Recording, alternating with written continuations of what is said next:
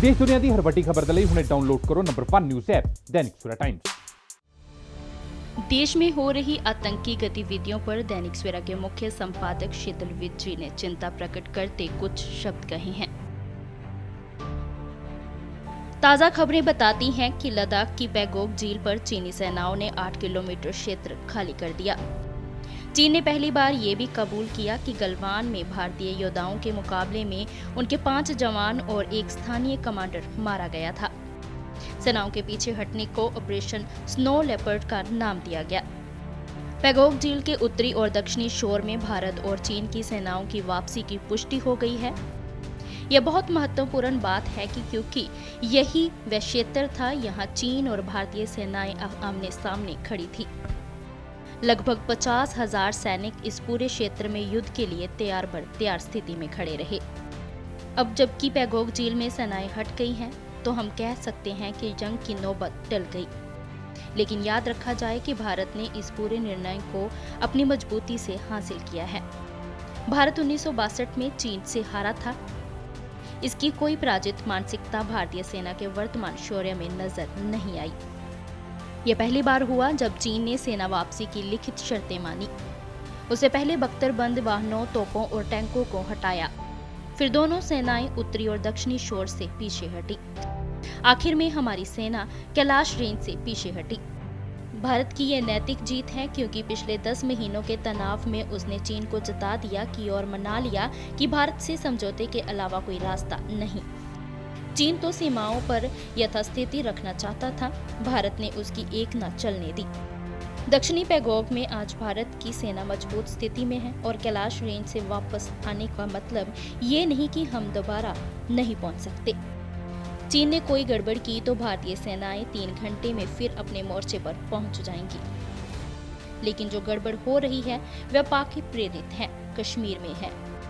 पाकि उग्रवादियों की गतिविधियां कभी स्थानीय लोगों की आड़ में, कभी घुसपैठियों द्वारा, कभी पाकिस्तानी इलाके से हिंदुस्तानी इलाके तक सुरंगें बनाकर जारी रखी जा रही है। यहाँ तो मुंह में राम राम और बगल में छुरी वाला मामला भी नहीं है, क्योंकि पाक का शत्रुतापूर्ण रवैया खुलेआम है और अंतर्राष्ट्रीय मंचों पर भी वह भारत का विरोध कर रहा है। अभी जो नई खबरें आई वे कि श्रीनगर के बगात में शुक्रवार को आतंकियों ने दिन दिहाड़े अंधाधुंध गोली में 2 पुलिसकर्मी शहीद कर दिए। हमला करने वालों की पहचान लश्कर-ए-तैयबा से जुड़े तत्वों से हुई। उनके कपड़ों में असाल्ट राइफल थे और बीच बाजार उन्होंने बड़े नजदीक से गोलियां दागी। हमारे पुलिसकर्मी निहत्थे थे। इसके अलावा 2 अलग अलग मुठभेड़ों में एक विशेष पुलिस अधिकारी SPO शहीद हो गया, जबकि सुरक्षा बलों ने 3 आतंकियों को ढेर कर दिया। बड़गाम में वीरवार रात से शुरू हुई मुठभेड़ में SPO शहीद हुआ और कांस्टेबल घायल हुआ। दूसरी ओर एक स्थानीय और दूसरा विदेशी आतंकी घेरा तोड़कर भागने में कामयाब हो गए। इधर श्रीनगर में बीते 3 दिनों में ये दूसरा आतंकी हमला था। बुधवार शाम को आतंकियों ने शहर में दुर्गानाग इलाके में मशहूर रेस्तरां के मालिक के बेटे पर फायरिंग की। हमले के बाद सामने आए एक CCTV फुटेज में आतंकी पुलिसकर्मियों पर ताबड़तोड़ फायरिंग कर फरार होते नजर आए। उनमें एक विदेशी आतंकी भी शामिल था। अर्थ ये कि अभी भारत के कानून और सुरक्षा के रखवाले के लिए शांति, स्नेह और सौहार्द का कोई नया युग शुरू नहीं हुआ।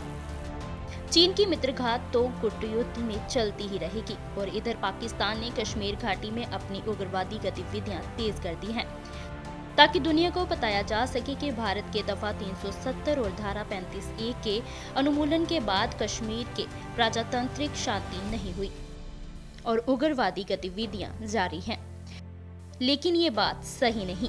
हमारे सैन्य और सुरक्षा बल मजबूती के साथ न केवल चीन के सैन्य बलों को मनोवैज्ञानिक युद्ध में मुकाबला कर रहे हैं, बल्कि कश्मीर घाटी में भी उग्रवादियों को सिर उठाने नहीं दे रहे। पिछले दिनों में स्थानीय लोगों ने भी इन बलों को सहयोग दिया, ये एक अच्छी बात है। शीतल विज।